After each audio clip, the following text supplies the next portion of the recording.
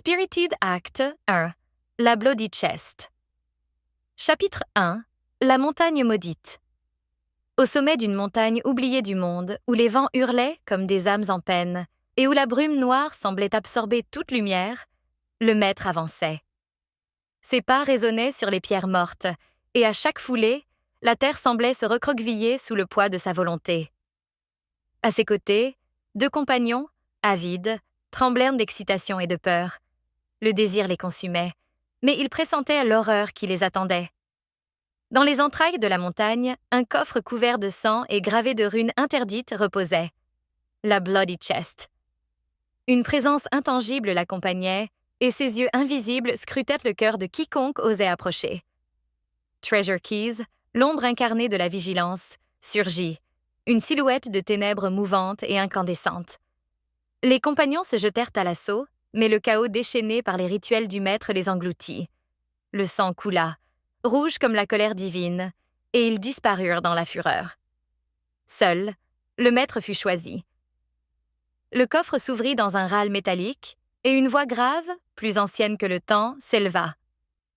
Tout ce que ton cœur désire, tout ce que ton esprit convoite, mais le prix sera ton humanité. Il tendit la main. L'ombre de Treasure Keys frissonna sur la pierre. Le pacte fut scellé dans le sang. Chapitre 2. Le retour du maître. Le maître revint dans son royaume natal, jadis hostile et méprisant. Mais il n'était plus l'homme d'autrefois. Ses chaînes d'or cliquetaient à chaque mouvement, ses diamants scintillaient comme des étoiles mortes, et son aura noire attirait les regards comme un soleil noir attire les ombres. Alors qu'il avançait dans les rues, le ciel lui-même sembla obéir. Une pluie de billets tombait du firmament, tourbillonnant comme un miracle inversé. Chaque feuille semblait porter le poids de toutes les ambitions humaines. Chaque jeton de papier un écho de corruption et d'avidité. Le peuple s'agenouilla, non par respect, mais par une fascination instinctive pour le pouvoir incarné.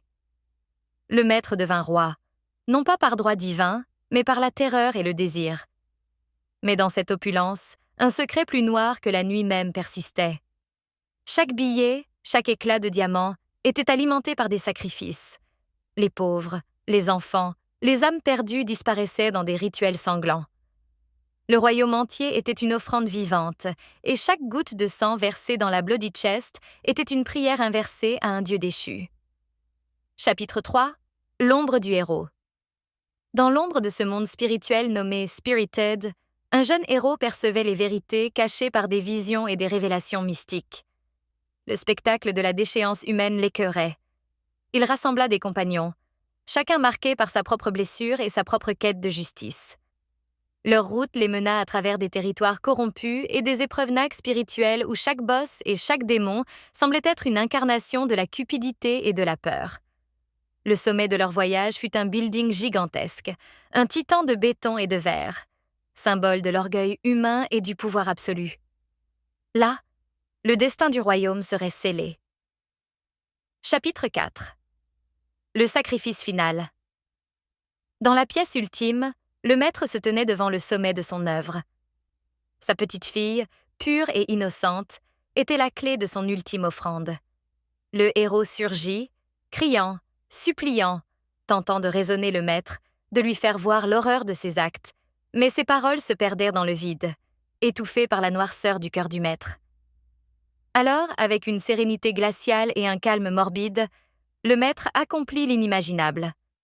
L'acier fendit l'air, et le sang de l'enfant jaillit comme un torrent de rubis, imbibant le sol et la Bloody Chest.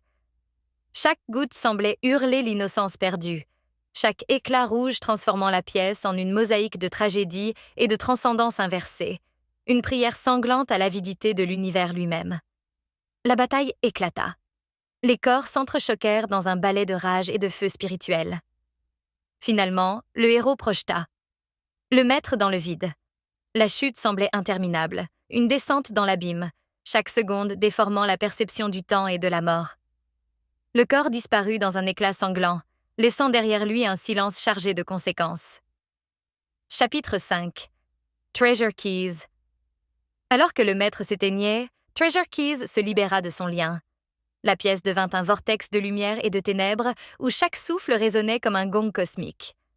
Le héros affronta l'entité dans un duel où les lois de l'espace et du temps se tordaient. Finalement, il brisa le diamant scellé dans la Bloody Chest. Mais le geste, loin de libérer le monde, ouvrit une porte qu'aucun mortel n'aurait dû franchir. 6. L'entité cosmique. Le diamant éclaté libéra une puissance ancienne et incompréhensible. Le maître et Treasure Keys furent engloutis, laissant place à une entité gigantesque, noire et indomptable, Treasure Owner. Le ciel se fendit, les océans frémirent, et le monde entier trembla comme un cœur effrayé. Depuis l'espace, l'entité saisit la Terre entière et la glissa dans un sac de brigands. La planète, jadis foyer d'humanité et de rêve, n'était plus qu'un objet, un bien à vendre. La citadelle, repère secret des esprits et démons cosmiques, attendait. L'univers lui-même semblait retenir son souffle, conscient que la nature du commerce et du pouvoir venait de se réécrire. Le monde n'appartenait plus aux hommes. Il appartenait à ceux qui osaient manipuler la lumière et l'ombre, à ceux qui avaient transcendé les lois du cosmos pour transformer l'existence en marchandise. Fin de l'acte 1.